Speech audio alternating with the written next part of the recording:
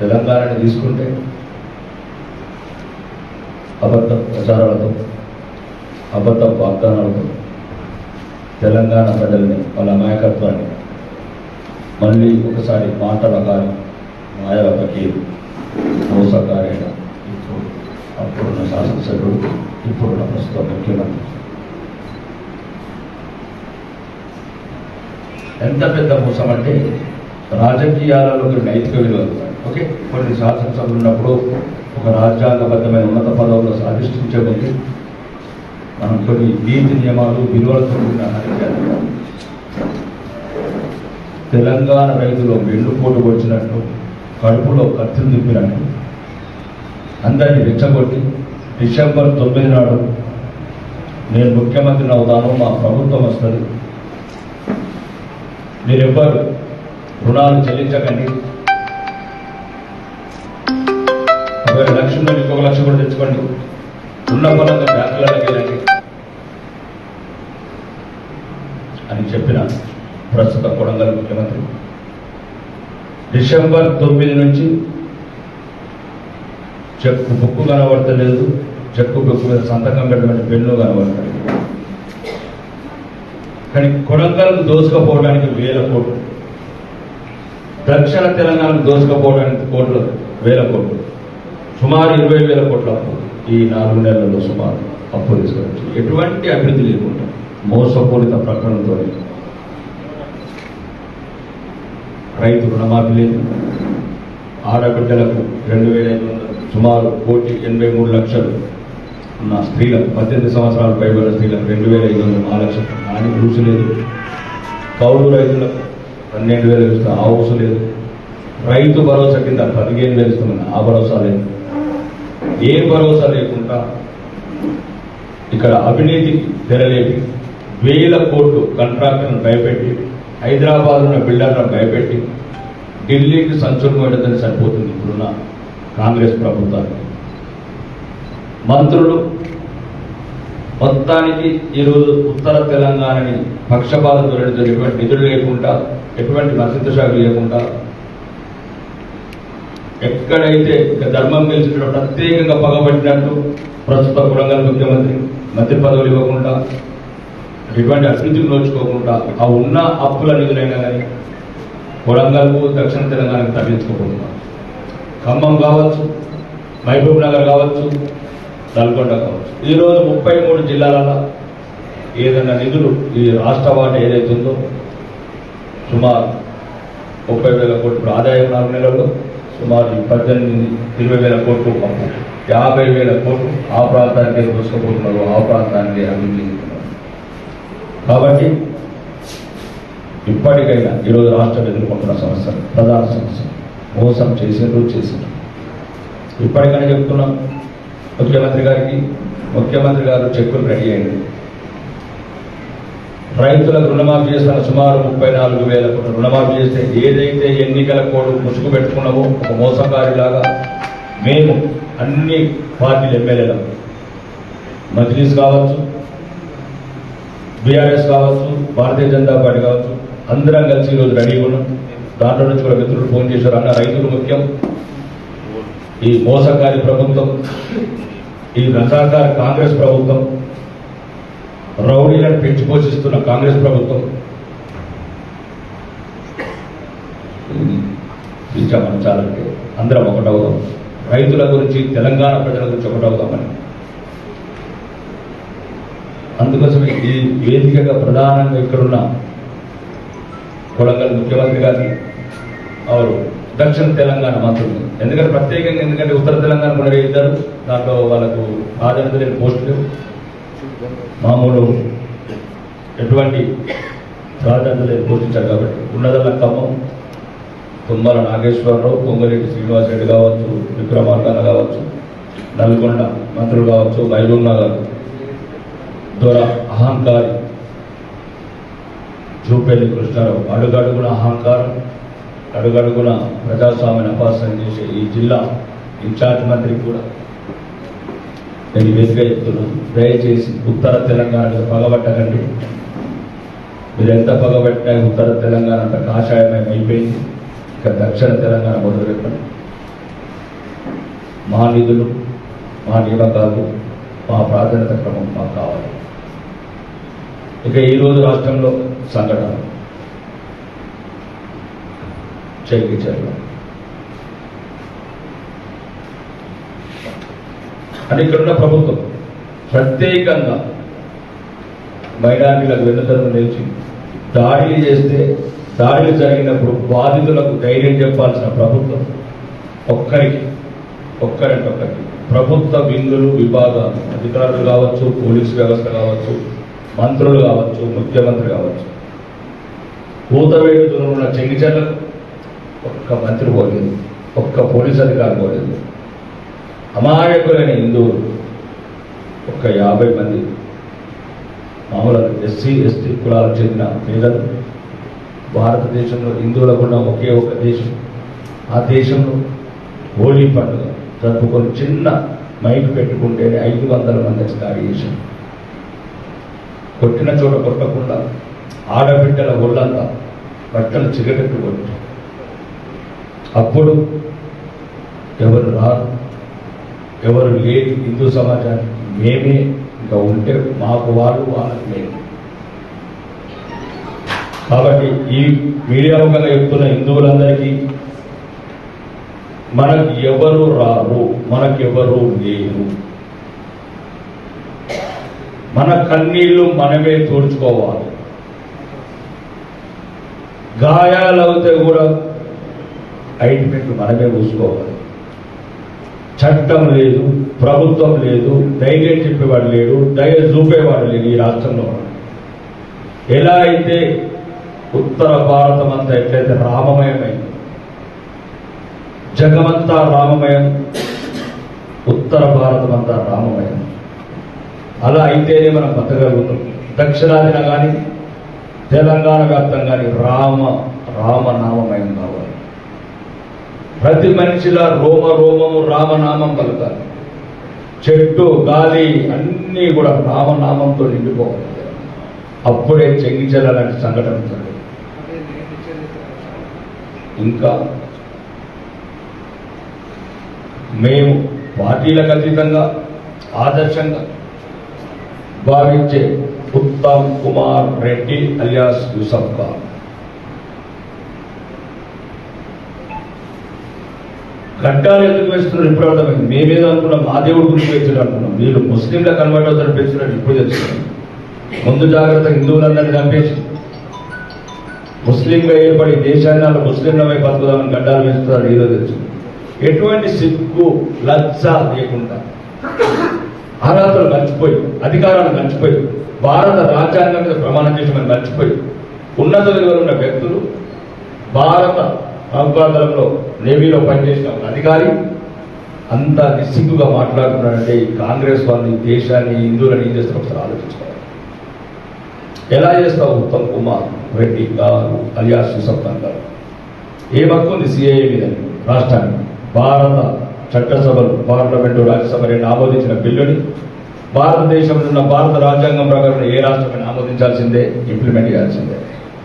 CI గురించి కూడా మీ అందరికీ చెప్పాలి. పార్టీ నేను మొన్న కూడా చెప్పాను. సుమారు ఇది కాంగ్రెస్ పార్టీ మేనిఫెస్టోలో పెట్టిన అంశం సిఏ అనేది. దయచేసి చాలా మంది తెలియకపోవచ్చు. 1947 ఆగస్టు 15 ఒక స్వార్థపరుడి, ఒక దురాశపరుడి, ఒక పదవి మీద లాలుచిపడ్డ ఒక నాయకుడు వల్ల దేశం పెట్టిపోయింది. ఆయన మాజీ ప్రధానమంత్రి జవహర్లాల్ నెహ్రూ గారు ఒక్క వ్యక్తి గురించి దేశం పెట్టిపోయింది. అటువంటి టైంలో కాంగ్రెస్ పార్టీ ఒక ప్రమాణం చేసింది. హిందువులు, మైనారిటీలు, హిందువులు అంటే పక్క దేశంలో మిగతా మైనారిటీ వాళ్ళు, సిక్కులు కావచ్చు, పార్సీలు కావచ్చు, బౌద్ధులు, జైనులు, వాళ్లకు మహాత్మా గాంధీ గారు మిగతా కాంగ్రెస్ నాయకత్వం ఒక హామీ ఇచ్చింది, ఒక వాగ్దానం చేసింది. ఒకవేళ మీకు మత ప్రతిపాదికలు వెళ్ళిపోతున్న దేశం కాబట్టి మీకేదైనా ఏ రోజు అభయం వచ్చినా, ఏ రోజు మీకు సమస్య వచ్చినా మీరు నిరభ్యంతరంగా భారతదేశానికి తిరిగి రావచ్చన్న కాంగ్రెస్ ప్రభుత్వ ఏదైతే వాగ్దానం ఉందో దాన్ని ఈరోజు భారతీయ జనతా పార్టీ భగత్ స్వరూపుడు నరేంద్ర మోడీ గారు దాన్ని ఇంప్లిమెంట్ చేశాడు. ఒకవేళ అక్కడ బతికే అవకాశం ఉంటే ఎందుకు వస్తుంది? అక్కడ అలా భార్య బిడ్డల శీలాల భద్రత ఉంది, అలా పానాలకే భరోసా ఉంది, అలా ఆస్తులకే భద్రత ఉంది. ఆ దేశంలో ఎందుకు వస్తారు? కారు తీసుకుని వచ్చి ఢిల్లీ వీధులలో ఎట్లా మేడలు వదిలి, గుడులు వదిలి, ఆస్తులు వదిలి ఎలా వస్తారు? వచ్చి నేరాలు ఎట్లుంటారు 30-40 ఏళ్ళ నుంచి. ఇది దయచేసి అందరు తెలుసుకోవాలా. సిఏ వల్ల ఓన్లీ 33,500 మంది 3 దేశాలలో, ఆఫ్ఘనిస్తాన్ కావచ్చు, పాకిస్తాన్ కావచ్చు, బంగ్లాదేశ్ కావచ్చు, ఓన్లీ 33,500 ఇతర అంటే హిందువులు, క్రిస్టియన్స్, పార్సీ, సిక్, జైన్ 5 మతస్థులకు ఇచ్చిన అవకాశం. Citizen amended act. ఒక్క రోజు కూడా 50,000 మంది, 1,00,000 మంది ఉంటే దేశం ఇది. అంటే హిందుత్వం అంటే ఈ కాంగ్రెస్ పార్టీ కావచ్చు, కాంగ్రెస్ నాయకులు కావచ్చు, అణువు కణకణం నరణం హిందూ జాతి నశించాలి, నిర్మూలించాలని కోరుకునే పార్టీ. ఒకసారి దయచేసి నేను మొన్న కూడా అసౌద్దీన్ ఓవైసీ, అక్బరుద్దీన్ ఓవైసీ మాట్లాడాను. ఒక వేదికలో అడిగాను, రండి వెళ్దాం పాకిస్తాన్. ఎందుకు చంపుతున్నారు హిందువుల్ని? ఇండియాలో మమ్మల్ని ఏమనలేరు. 35 లక్షల వాళ్ళని 20 కోట్లు ఎట్లా అయ్యాం? 88 మసీదులు నుండి 6 లక్షల మసీదులు ఎట్లా కట్టుకొని ఇచ్చారు? చెప్పండి. పాకిస్తాన్కు, బంగ్లాదేశ్కు, ఆఫ్ఘనిస్తాన్ వెళ్దాం. మీరు మీ నాయకులకు చెప్పండి. దేశం ఒకటి ఉండే, అఖండ భారత్ ఉండే, అప్పుడు హిందువులకు మిగతా మైనారిటీలకు భద్రత తీసుకుపోయి ఆడబిడ్డలను చేస్తున్నారు, బహిరంగంగా నగ్నంగా ఊరేగిస్తున్నారు, హిందూ దేవాలయాన్ని మూలగొడుతున్నారు. చెప్పండి.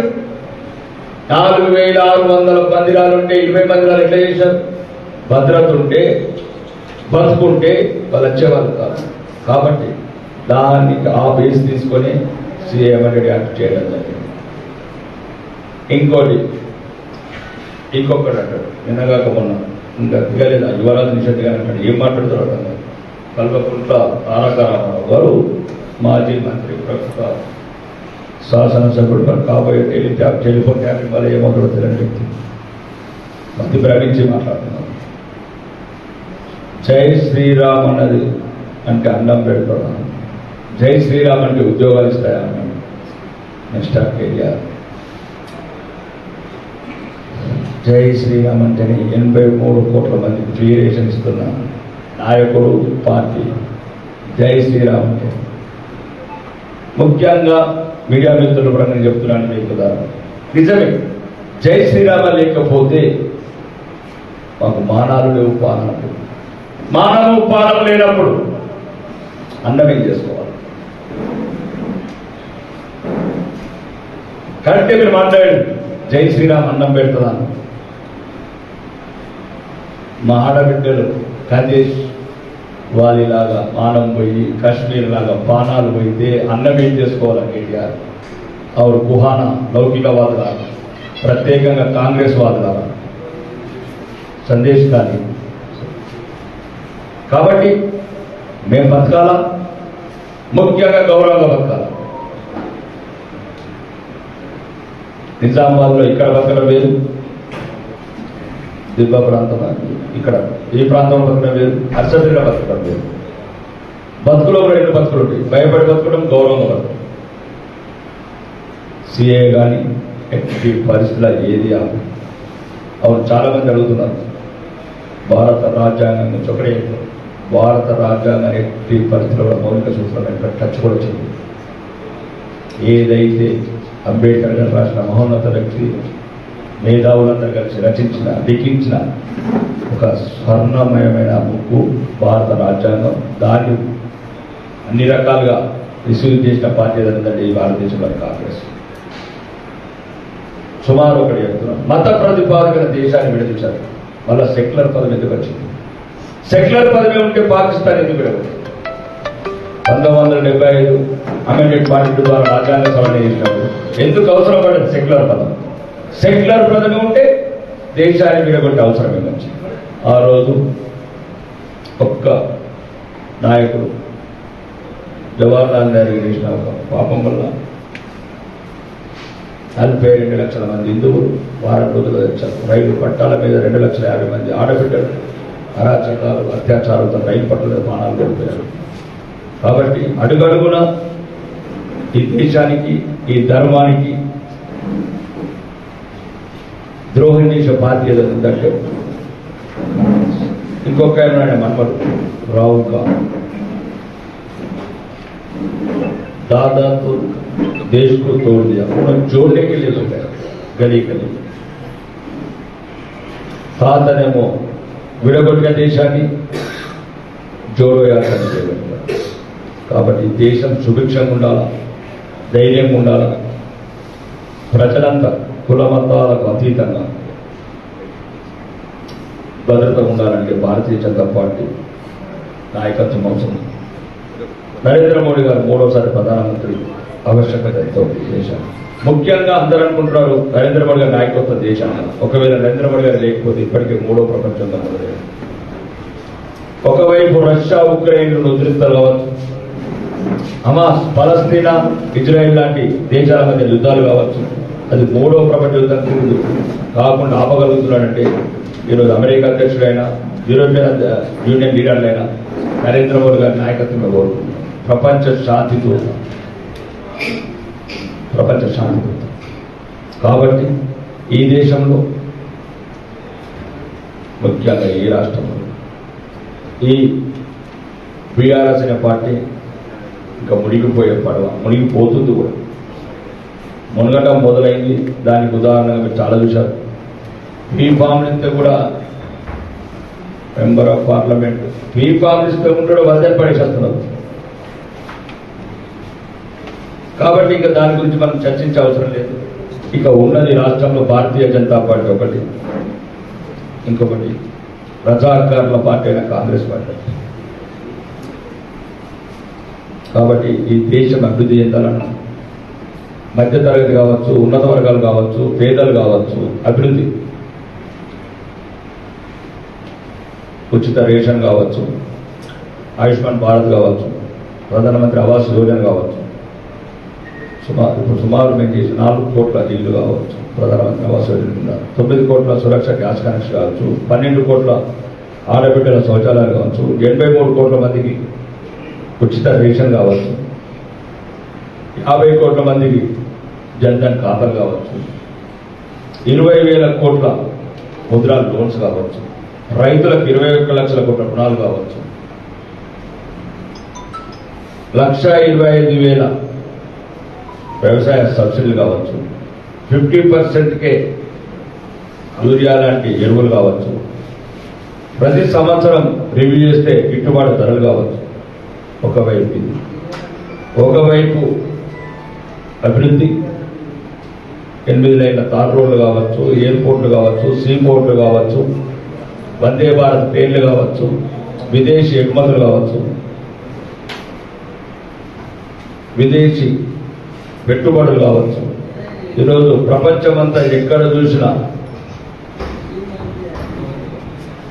నరేంద్ర మోడీ గారి నాయకత్వం, భారతదేశ ప్రతిష్ట ప్రపంచవ్యాప్తం అవుతున్న వేళ ఈ దేశానికి ఉన్నది ఏకైక దిక్సూచి దిక్కు భారతీయ జనతా పార్టీ మాత్రం.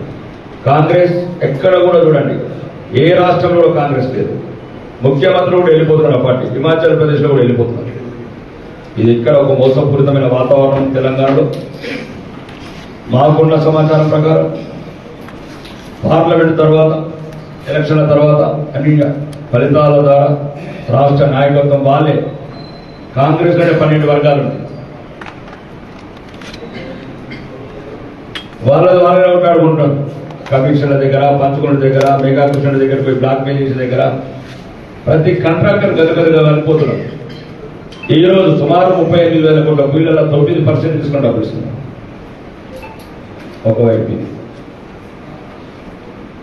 ఒకవైపు నిజామాబాద్ జిల్లా లాంటి జిల్లా మీద పగబడ్డారు ఇది ఇన్ఛార్జ్ మంత్రి. దానికి ఉదాహరణ ప్రజాస్వామ్యాన్ని అపహాస్యం చేస్తున్నారు. ఇప్పుడున్న ప్రస్తుత ముఖ్యమంత్రి ఏదో చెప్పాడు, రాళ్లతో కొట్టి చంపండి, లేకపోతే మేనిఫెస్టో పెట్టాడు అనర్హులు కావాలని. ఇప్పుడు వచ్చి నుంచి మళ్ళా భాష, యాస అన్ని మర్చిపోయాడు. మానవ పాపం అయితే అంటాడు, దేవులు మెడలేసుకుంటూ అంటాడు, లేకపోతే లాగుల తోట జొరగొడతా అంటాడు. అంటే అనామకులకు అందలం ఎక్కిస్తే జరిగే పరిణామాలు, అర్హత లేని వ్యక్తులకు అందలం ఎక్కిస్తే జరిగే పరిణామాలు. అతను కావచ్చు, మాజీ ముఖ్యమంత్రి, తెలంగాణ ప్రజలంటే గిట్టని వ్యక్తి, త్వరతనం నరనరాలను జీర్ణించుకున్న వ్యక్తి, ఆ కుటుంబం చేసిన అరాచకాలు, అప్పులు, తెలంగాణ ప్రజల భవిష్యత్తుని వందల సంవత్సరాల వరకు కోలుకోకుండా దెబ్బతీసిన పరిపాలన విధానం కావచ్చు. ఈరోజు మైండ్ మతి భ్రమించి రకరకాల మాటలు, రకరకాల పర్యవసనాలు చేస్తున్నారు. ఒకటే మేము కోరుకుంటున్నాం, మీరు ఫామ్ హౌస్కి వెళ్ళి బయటికి వెళ్ళారు, మీరు ఫామ్ హౌస్ బయటనే ఉండండి. మీరు ముసలి లాంటి వాళ్ళు, నీళ్లుంటే మళ్ళీ కష్టం. ఎందుకంటే కేసీఆర్ లాంటి వ్యక్తి ఉన్న ఒకరిద్దరు పార్టీలో దిగితే జీవితాంతం ప్రతిపక్షాలు ఉండాలని కోరుకుంటున్నాం. ఎందుకంటే ఆ నాయకుడు మళ్ళీ ఏదన్నా అధికారానికి రుచి పడితే మళ్ళా ఫామ్ హౌస్ పోతాడు, తెలంగాణ ప్రజల భవిష్యత్తు నాశనం చేస్తాడు. ఒకవైపు ఇది, ఒకవైపు కాంగ్రెస్. ఇంకా కాంగ్రెస్ అనేది హిందువుల కన్నీళ్లకు పెట్టిన కాంగ్రెస్. ఇప్పుడు కూడా రాష్ట్ర వ్యాప్తంగా మీరు గమనించండి, రైతులు వరి చేలలో వరి ఏడుస్తున్నారు, వరి తగలబెట్టుకుంటున్నారు. మామిడి తోటలు కావచ్చు, నీటి ఎద్దడి వల్ల ఒక్క మంత్రికి కానీ ముఖ్యమంత్రికి కానీ సోయి లేదు. ఢిల్లీకి ఎప్పుడు పోదామా, పైరవులు ఎప్పుడు చేసుకుందామా, మా తమ్ముళ్ళకి ఎప్పుడు సీట్లు తెచ్చుకుందామా, మా భార్యలకు ఎప్పుడు సీట్లు తెచ్చుకుందామా తప్ప తెలంగాణ ప్రజల మీద ఎటువంటి సోయి లేకుండా. నేను అడుగుతున్నాను వేదిక ద్వారా, పెట్టండి రివ్యూ, అఖిలపక్షం పిలవండి, ఎండిపోయిన రైతులకు ధైర్యం నింపండి. ఇప్పటికే 204 మంది 100 రోజులలో 204 మంది ఆత్మహత్యలు చేసుకున్నారు. రైతు ఏడ్చిన నీళ్ళ ఎంత ఏడ్చిన చూసాం, ఎక్కడ సుఖపడ్డట్లు బాగుపడ్డట్లు లేదు. కాబట్టి ఇప్పుడున్న ముఖ్యమంత్రి 3 నాళ్ళ ముఖ్యమంత్రి, ఒకవేళ పదవి ఎప్పుడు ఉండదో ఎప్పుడు ఉంటుందో మిస్టర్ రేవంత్ రెడ్డి గారు, దయచేసి రైతులను ఇప్పటికన్నా పట్టించుకోండి. చూడండి ఆయన నాయకత్వం చూడండి. తెలంగాణ రైతాంగం తాగునీరు, తెలంగాణ ప్రజల తాగునీరు, తెలంగాణ రైతం తాగునీరు, కరెంటు కష్టాలు, అభివృద్ధి లేవి దూరం అవుతుంటే ఢిల్లీలో అది కూడా ఒక ముఖ్యమంత్రి స్థాయిని మనిషి ఒక అటెండర్ లాగా ఏఐసీసీ ఆఫీసులో బయట తిరుగుతున్నాం. 4 కోట్ల తెలంగాణ ప్రజల తలవంపులు చేస్తున్నాం ముఖ్యమంత్రి. పైరవీలు చేసుకోవాలంటే పార్టీ పదవుల నుండి పైరవీలు చేసుకోవాలి. ఈరోజు ఒక అధినేత, రాష్ట్ర ప్రభుత్వ అధినేత, రాష్ట్రం అట్టుడుకుతున్నది కరువుతోని, కరెంటు కోతలతోని, పేద ప్రజల కన్నీళ్లతోని, తెలంగాణ ప్రజల రైతాంగం తల్లడిల్లుతుంటే అది కూడా రాగానే ఏ ముఖ్యమంత్రి అయినా సోయున్న ముఖ్యమంత్రి ఫస్ట్ ఎమర్జెన్సీ రివ్యూ మీటింగ్ పెడతాడు అధికారులతో, చీఫ్ సెక్రటరీతో, ప్రిన్సిపల్ సెక్రటరీతో, కొంత మంత్రులతో. అఖిలపక్షం వీలైతే మీకు ఇష్టం ఉంటే అఖిలపక్షం, ప్రతిపక్షం సిపిఐ కావచ్చు, మజ్లిస్ కావచ్చు, బీఆర్ఎస్ కావచ్చు, బీజేపీ కావచ్చు, ఏం చేద్దాం, ఎక్కడ వాళ్ళమక్కడ పరిగెత్తాలి, రైతుల కన్నీళ్లు రాలి, ధైర్యం చెప్పాలి. నష్టపోయిన పాడి ఏదైతే పంటలు ఉన్నాయో దాని అంచనాలు తయారు చేయాలి. ఇక్కడ రాగానే ఇటుపోతుంది చూడండి, రాగానే చక్క తుక్కు కూడా పోయి గాంధీల బానిసలైన వీళ్ళు, గాంధీ కుటుంబం బానిసలైన వీళ్ళు ఏ గాంధీ వస్తాడా, ఏ కార్పెట్ పడతామా, ఎన్ని సంచులు ఇద్దామా, ఎన్ని సూట్ కేసులు ఇద్దామా అనుకుంటా తెలంగాణ ప్రజల భవిష్యత్తును మర్చి అలా బాధలను మర్చి తుక్కు కూడా పోయి. మొన్న తుక్కు కూడా నిన్న ఉపాధ్యాయులు. ముఖ్యమంత్రి అనేవాడు ఒక వరంగల్ వెళ్ళటమో, భూపాలపల్లి వెళ్ళటమో, లేకపోతే ఆదిలాబాద్ లో గోడు తండాలన్న ఎండిపోయి గొంతెండి ఏడుస్తున్న లంబాడి బిడ్డలు, గోడు బిడ్డలుగా వెళ్తే ఒక ఆది నాయకుడు వచ్చిండు, ఒక నాయకుడు వచ్చిండు అని మనకు ధైర్యం వస్తుంది. కానీ సీనియర్ స్టార్లో పక్కన పోయి చప్పట్లు కొట్టుకుంటా క్రికెట్ చూస్తున్నాడు. క్రికెట్ చూడడం తప్పు కాదు, ఎప్పుడు చూడాలని ఇంపార్టెంట్. నేనేదో డిబేట్ అని మాట్లాడుతుంటే క్రికెట్ చూడడం తప్పు ఎట్లయితే, క్రికెట్ చూడడం తప్పు అని అంటలేదు. క్రికెట్ ఎప్పుడు చూడాలి, ఎప్పుడు చూడకూడదు. పెళ్లి కాడ చావు డప్పు కొట్టకూడదు. ఈరోజు తెలంగాణ రైతాంగం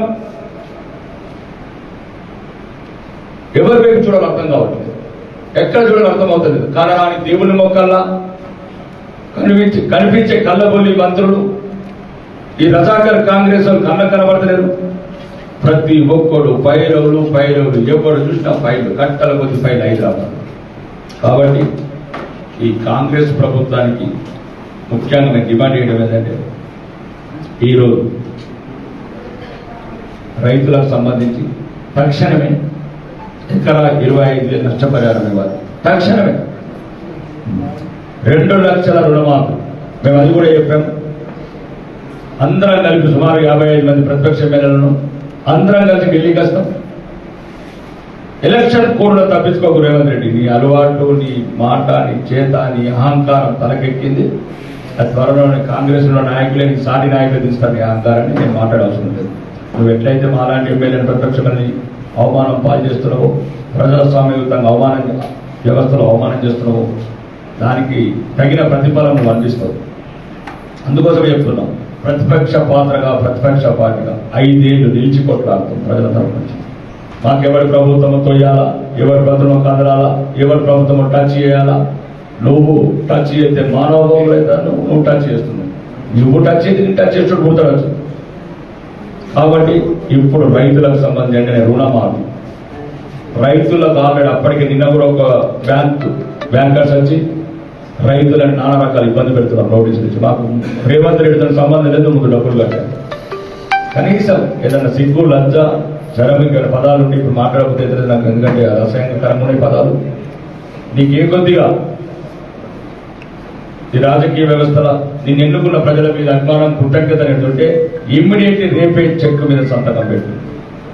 మేము ఢిల్లీకి వెళ్ళి ఎలక్షన్ కమిషన్ ని ఒప్పించే బాధ్యత మేము తీసుకుంటాం. Bharatiya Janata party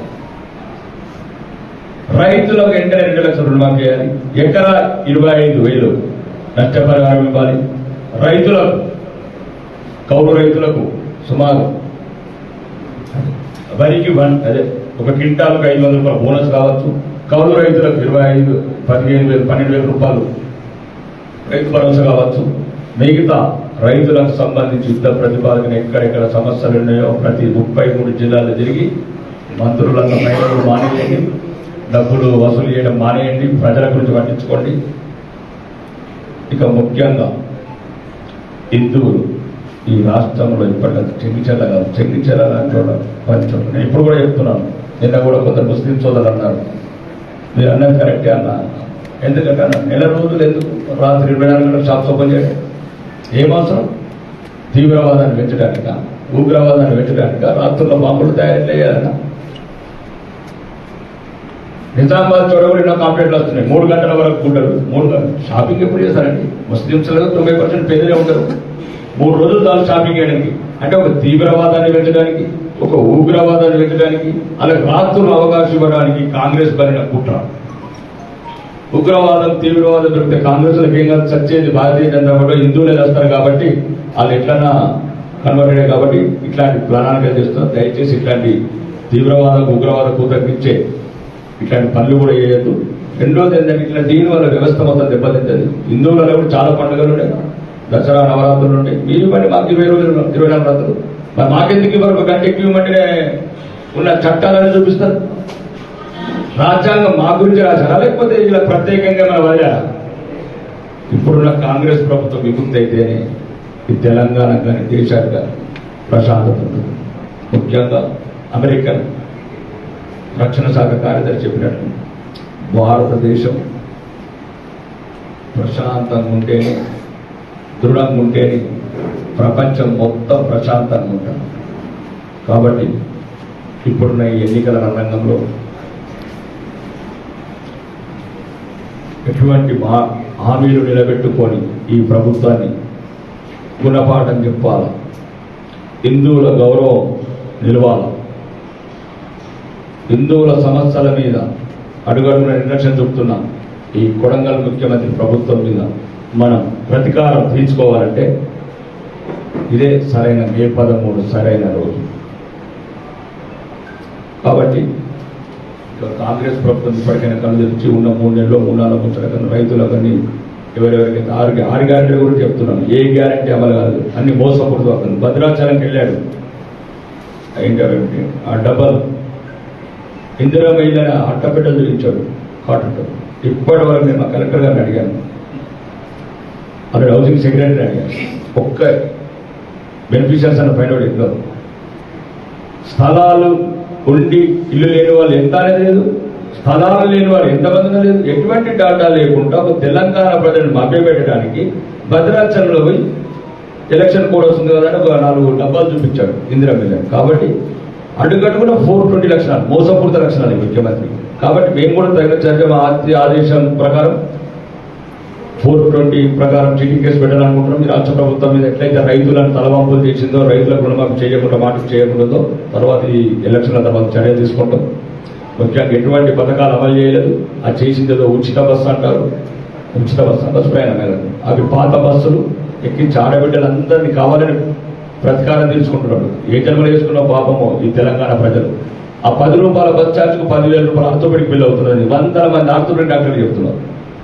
cylinder already central ప్రభుత్వం ఆల్రెడీ 450 రూపాయలు ఇస్తున్నాం, 130 రూపాయలు ఒరిగేదేం లేదు, తగ్గేదేం లేదు. కాబట్టి ఏదైతే తెలంగాణ ప్రజల ముఖ్యమైన వాగ్దానాలు ఉన్నాయో రైతు రుణమాఫీ, ఇందిరమ్మ ఇల్లు, ఏ పేరు పెట్టుకోండి, ఇందిరమ్మ పెట్టుకోండి, ప్రియాంక గాంధీ ఇల్లు పెట్టుకోండి, రాహుల్ గాంధీ ఇల్లు పెట్టుకోండి, నాకేం అభ్యంతరం లేదు. ఇప్పుడు ట్రెండ్ మారింది, 5G వచ్చింది కాబట్టి ఇంకెందుకు ఇందిరమ్మ పెరిగి రోజులు. కాబట్టి పేర్లు మార్చడానికి ఇల్లు కట్టండి. నా నియోజకవర్గం ఇంతవరకు ఒక రేషన్ కార్డు ఇవ్వలేదు, ఒక పెన్షన్ ఇవ్వలేదు. నా నియోజకవర్గం కాదు తెలంగాణ వ్యాప్తంగా కూడా నేను చాలా చోట్ల అడుగుతున్నాను.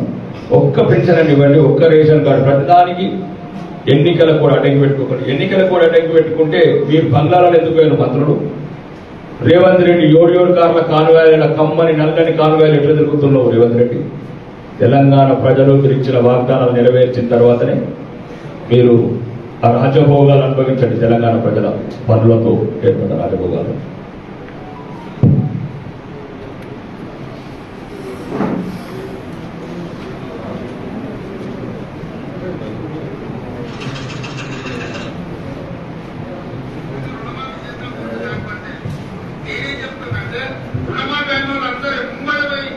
మళ్ళీ 2 లక్షల రుణం తెచ్చుకొని డిసెంబర్ 9 నాటి మార్పు చేస్తా. కాబట్టి రైతులందరికీ నేను విజ్ఞప్తి చేస్తున్నాను, ఎమ్మడే బ్యాంకు పై లోన్లు తెచ్చుకొని వచ్చిన వెంబడే నేను రుణమాఫీ చేస్తాను. ఇవాళ రుణమాఫీ చేసుకొని అందరికీ నేను విజ్ఞప్తి చేస్తున్నాను, ఎమ్మడే బ్యాంకు పై 2 లక్షలు తెచ్చుకొని జనవరి డిసెంబర్ 9 నాటి నేను రాగానే మాఫీ చేస్తాను. ఇవాళ చంద్రశేఖరరావు ఏమనుకుంటున్నారంటే రుణమాఫీ చేద్దాం ఓట్లు లేకపోతే. నేనేం చెప్తున్నా రుణమాఫీ అయిన వాళ్ళు అందరూ ముంబై మళ్ళీ 2 లక్షల రుణం తెచ్చుకొని డిసెంబర్ 9 నాటి ఆయన మార్పు చేస్తా. కాబట్టి రైతులందరికీ నేను విజ్ఞప్తి చేస్తున్నాను, ఎమ్మడే బ్యాంకు బిల్లు తెచ్చుకొని రుణమాఫీ చేస్తేనే ఓటు వేయాలి వాళ్ళకి. ఇప్పుడు లేదు ఇప్పుడు రైతు రుణమాఫీ చేస్తేనే ఓట్లు వేయడం ఒకటి, హిందువుల గౌరవం నిలబడితేనే ఓట్లు వేయడం ఒకటి, ఆడబిడ్డలకు 2,500 పార్టీ మార్చే రాళ్లతో కొట్టండి, రాళ్లతో కొట్టి చంపండి. గ్రామాలలో అప్పుడప్పుడు చూస్తుంటాం, పిచ్చి కుక్కలు ఊర్లో స్వైర విహారం చేసి ప్రజలు కలిస్తే తరిమి రాళ్లతో కొట్టేట్లయితే చంపుతారో వాళ్ళను రాళ్లతో కొట్టించే బాధ్యత నేను తీసుకుంటా. నేనే ముందరుంటా. రాజీనామా చేయకుండా పార్టీ మార్చే రాళ్లతో కొట్టండి, రాళ్లతో కొట్టి చంపండి. గ్రామాలలో అప్పుడప్పుడు చూస్తుంటాం, పిచ్చి కుక్కలు అంటే అతను నైజం అన్నట్టు. బిఫోర్ ఆఫ్టర్ మనం ఎట్లా చూస్తాము, ఈ అన్నుల రేవంత్ రెడ్డి ఎటువంటి నైతిక విలువలు లేని వ్యక్తి, ఎటువంటి రాజకీయ అర్హత లేని వ్యక్తి. కాబట్టి ఈ రేవంత్ రెడ్డి గారి పీడ తొందరగా పోతే రాష్ట్రానికి కూడా మంచిది. కాంగ్రెస్ ప్రభుత్వం ఉండాలి, రేవంత్ రెడ్డి పోవాలన్నప్పుడు అంటే అందులో ఉన్న చాలా మంచి వ్యక్తులు ఉన్నారు, కోమటిరెడ్డి వెంకన్న లాంటి వాళ్ళు. అట్లాంటి ముఖ్యమంత్రి అయినా కానీ బాగుంటుంది నా వ్యక్తిగత అభిప్రాయం. నా వ్యక్తిగత అభిప్రాయం స్పందించే గుణము, కొంత ఏదైనా ఉన్నట్టు చెప్పే గుణం ఉన్నది. కాబట్టి ముఖ్యంగా ముస్లిం సోదరులకు కూడా నేను ఒక ప్రత్యేక విన్నపం, దయచేసి మీరు మా పూర్వీకుల వారసులు. మీ రక్తం మా రక్తం ఒకటి, మీ తాతలు మా తాతలు అన్నదమ్ములు. ఎవడో కాంగ్రెస్ దేశద్రోహం చెప్పిన మాటను నమ్మకుండా అందరం కలిసి ఉందాం. మీరు కూడా అయోధ్య రామ మందిరం దర్శనం చేసుకోండి. ఎట్లయితే థాయిలాండ్ దేశంలో రామాయణం ప్రదర్శిస్తారు ముస్లింస్, రామాయణాన్ని పఠిస్తారు ముస్లింస్. వాళ్ళు క్లియర్గా చెప్తారు, మా మతం ముస్లిం అస్లామే కావచ్చు కానీ మా పూర్వీకులు రాముడు వారసులు. మీరు కూడా ఈ కాంగ్రెస్ కావచ్చు, ప్రతిపక్ష పార్టీ కావచ్చు మాటలు నమ్మకుండా రోజు రోజుకు మీ కళ్ళల్లో విద్వేషం నింపుకోకుండా, విషం కమ్ముకోకుండా చెవులలో విషం నింపుకోకుండా ఈ దేశం మనది, ఈ నేల మనది, ఈ గాలి మనది, అందరం ఒకటే వారసత్వం నుంచి వచ్చిన పూర్వీకుల వారసత్వం వచ్చిన వాళ్ళం కాబట్టి మీరు మేము ఎటువంటి అపోహ లేకుండా భవిష్యత్తులో కలిసి ముందుకెళ్దాము. ఒక్కసారి కాంగ్రెస్ దేశాన్ని విడగొట్టి మనని విడగొట్టి రకరకాలుగా హింసలు పెడుతుంది కాంగ్రెస్ నమ్మకుండా భవిష్యత్ తరాలు ఇప్పటికైనా కొద్దిగా మారండి. దీనికి ముఖ్య కారణం కూడా చెప్తున్నాం. ఈ రోజు నరేంద్ర మోడీ గారి నాయకత్వంలో ఏదైతే పథకాలు ఉన్నాయో మ్యాక్సిమం ఆయుష్మాన్ భారత్ కావచ్చు, ఉచిత రేషన్ కావచ్చు, కరోనా వ్యాక్సిన్ కావచ్చు, లేకపోతే శౌచాలయాలు కావచ్చు, అందరికన్నా ఇప్పుడు వినియోగించుకున్నది ముస్లిం సోదరులే. తప్పలేదు, వాళ్ళది దేశ పౌరులు. ఇంకా ఎన్ఆర్సీ కూడా క్లియరెన్స్ లేదు, ఎక్కడ కూడా ఏది ఆపు. ప్రభుత్వం వచ్చిన తర్వాత పర్ఫెక్ట్ తయారు చేస్తుంది దేశాన్ని. ఎవడ బస్సుము ఎవడు పడితే వాడొచ్చి అక్కడ దుంగచ్చి ఇక్కడ దాటొచ్చి కంప దాటొచ్చి కంచెం దాటొచ్చి బోధనలో దాగుంటే అర్రలేదు. బోధనలో దాగుంటే దొంగ పాస్పోర్ట్ తీసి మమ్మల్ని చంపుతారు మా దగ్గర. కాబట్టి దయచేసి పాత్రికేయ మిత్రులు కూడా చూడాలి, మీరు ఆలోచించాలి. మీరు కూడా భద్రత ఉండాలా, మీ కెమెరాల భద్రత ఉండాలా, మీ కళాలు భద్రతగా ఉండాలా, మీరు అందరం కలిసి మన భవిష్యత్ తరాలు భద్రతగా ఉండాలి. ఈ భారతదేశంలో అంటే ఈ కంచెలు దాడులు మానేయాలి. ఎవడెవడైతే వ్యతిరేకిస్తున్నాడు వాడు పొట్టులందరూ అమెరికా, లండన్ అక్కడ ఉంటారు. పొట్టు దుబాయ్ కొన్ని ఎన్ఆర్సీ లేకుండా ఉండగలుగుతారు ఒక గంట కొన్ని కత్తరు వండి. కాబట్టి ఎన్ఆర్సీ తప్పక అమలు చేస్తాం. భారతదేశానికి ఏదైతే భద్రత ఉంటుందో అన్ని కంపల్సరీ ఇంప్లిమెంట్ చేస్తాం. మొన్ననే మా ప్రధానమంత్రి గారు అన్నారు ఏంటంటే ఒక్కసారి జూన్ 4 అయిపోయిందంటే ఖాళీ లేదని చెప్పిండు. 5 నుంచే మొదలు పెడుతున్నాడు. ఇప్పుడు 2020 అయిపోయింది, బ్యాటింగ్ 10 కొడతారు. కాబట్టి ఎటువంటి టెన్షన్ పెట్టుకోకండి. కాంగ్రెస్ వాళ్ళు కావచ్చు, కోహాన లౌకికవాదులు కావచ్చు, రాబోయే తెలంగాణలో కూడా కమలం సర్కారే. దాని అర్థం 5 సంవత్సరాలు కష్టపడతాం, ప్రజా సమస్యల మీద పోరాడతాం, ప్రజల గుండె చప్పుడై తెలంగాణ అసెంబ్లీలో గర్జిస్తాం. ప్రతి వాళ్ళకు మేము ఉన్నామని భరోసా ఇచ్చి ఈ రాష్ట్రాన్ని కంపల్సరీ వచ్చే 5 సంవత్సరాల్లో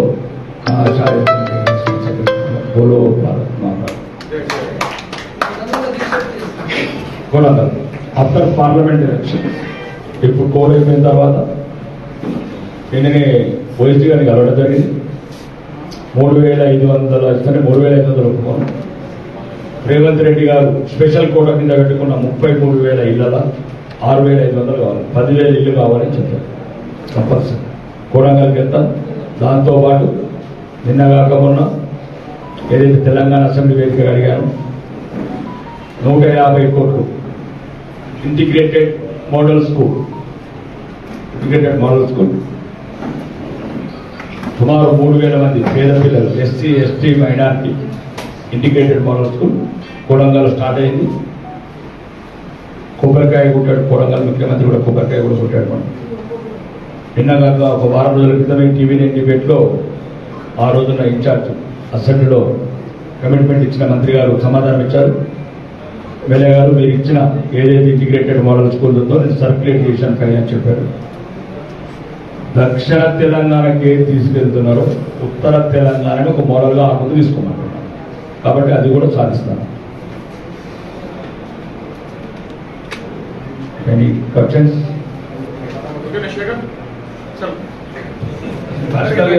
బస్సులు లేదు, పర్సనల్ అయితే బాగా అయిపోయింది. ఏదైనా అడుగుతూ ఇప్పుడు అడగండి, మంచి ప్రజలకు సంబంధించిన సమస్యలు అడగండి.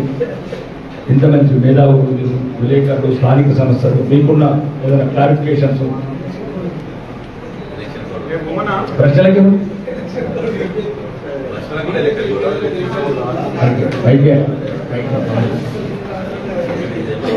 ఏదైనా చెప్పండి.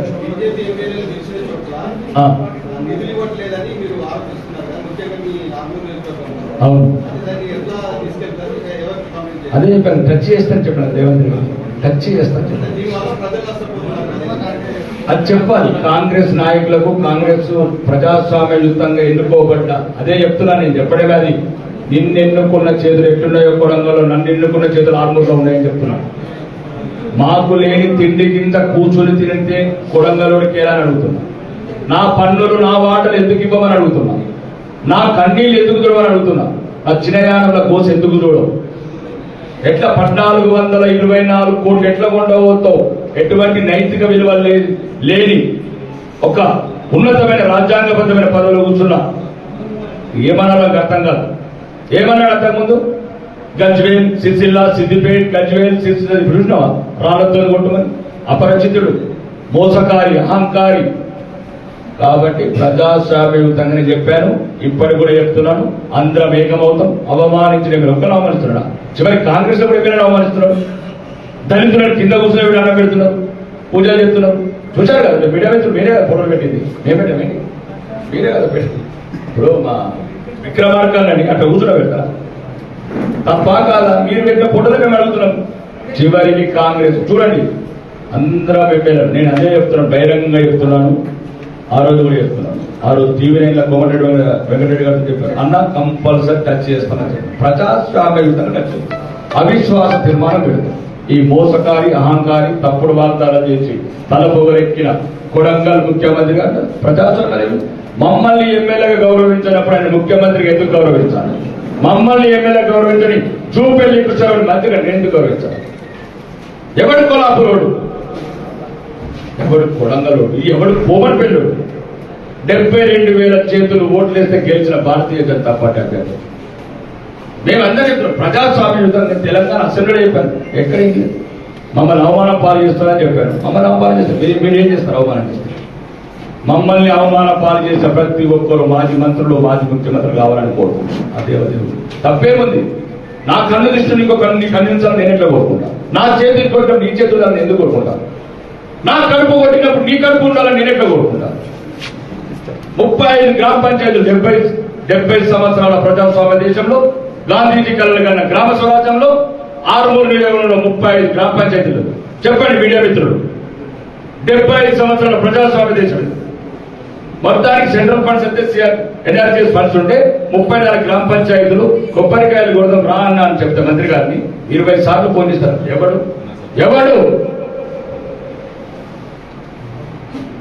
ఎవడబ్బా సొమ్మ? వాళ్ళ డబ్బులా? కొబ్బరికాయ కదా? నేను స్థానిక పరిపాలన చేసుకోవద్దా?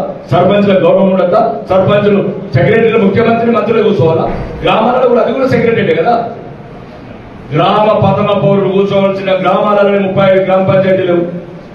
కాబట్టి ఇదే కాదు, అన్ని ఏం చెప్పి నేను అడిగిన 4 లిఫ్టులు పని చేయట్లేదు. మారంపల్లి, నికాల్పూర్, రైతులు గారా అంటే కొడంగల్లోనే ఉంటాలా? దక్షిణ తెలంగాణ ఉంటాలా? ఇదే అడుగుతున్నా. చెప్పండి మీరు. లిఫ్ట్ 4 సాంక్షన్ ఆపేసారు, మత్స్యాల అగ్రిమెంట్ ఆపేసారు. అదేంటి చిట్టాపూర్ ఆవర్కి ఆపేసారు, వాటర్ స్కీమ్ చిట్టాపూర్ సురభిరాల్ కోమన్పల్లి. అక్కడ గుంజిని కమటం ఎలా ఆపేశారు? ఇలా ఏమని చెప్పారు? తెలంగాణ అసెంబ్లీ మొదటి ప్రసంగం నేను గవర్నర్ ప్రసంగంలో శాసనసభ్యుల హక్కులు, శాసనసభ్యుల అభివృద్ధి నిధులు అన్ని రకాలు కాపాడుతున్నాయి. కాబట్టి వేదిక ద్వారా చెప్తున్నాం, బహిరంగంగా చెప్తున్నాం, ఎక్కడ దాచుకునే లేదు. మాకు అన్యాయం జరుగుతున్నది. నేను అదే చెప్తున్నాను, ముఖ్యమంత్రి గారి, మంత్రులు గారు, మీరు మమ్మల్ని ఎమ్మెల్యేలుగా గౌరవం గుర్తించాలి. మిమ్మల్ని ఎందుకు గుర్తించాలి? ఒకవేళ నువ్వే నీ ఇన్ఛార్జ్ ఇస్తే మేము కూడా ఢిల్లీకి అదే ఇస్తుంది కదా. చిన్న ప్రభుత్వం నీకెందుకు ఇస్తుంది? కనీస రాజ్యాంగం పట్ల అవగాహన లేని వ్యక్తులు రాజ్యవేత్తలు.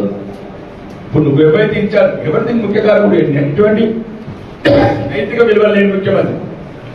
ఓడిన వాడే ఎమ్మెల్యే అంటాడా?